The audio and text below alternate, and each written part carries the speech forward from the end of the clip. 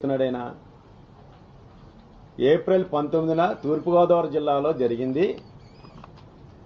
దాన్ని మొత్తం ఎపిసోడ్ అంతా అక్కడి నుంచి వచ్చింది. సత్యనారాయణ జనసేన నేత చేసేయడానికి మొత్తం అంతా తిప్పి నా మీద పెట్టడానికి వాళ్ళ తమ్ముడిని కప్పిపించుకోవడానికి చేశారు.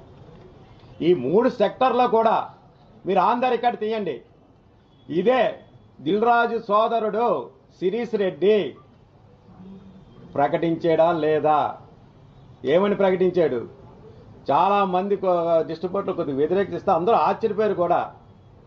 ఎవరు ఏమనుకున్నా సరే నా మాట ఏసీఎన్ సునీల్ అంటే సురేష్ బాబు మా మాట ఒకటే.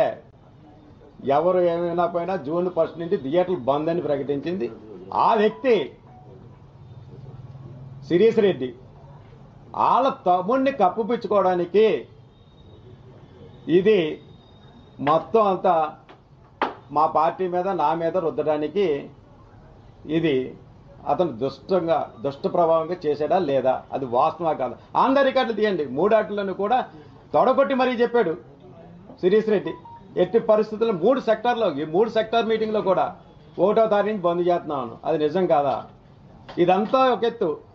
మీకు ముఖ్యమైన విషయం మీకు చెప్తున్నాను. అసలు ఏప్రిల్ 19 ఇక్కడ పుట్టింది అని ఏమీ తెలియలేనట్టు నంగనాచిలాగా మీరు ఆ మీడియాలో కూడా చూశారు కదా. ఏమీ తెలియని అమాయకుడు కమలాసన్ మించిపోయాడు ఆస్కార్ అవార్డు ఇవ్వచ్చు దిల్ రాజు గారికి. అందులో చూడండి ఆయన యాక్చువల్గా మీకు ఇదంతా జరిగింది గతంలో తెలంగాణ ఫిల్మ్ ఛాంబర్. ఇది దీని సారాంశం ఏంటంటే 21 మే 2024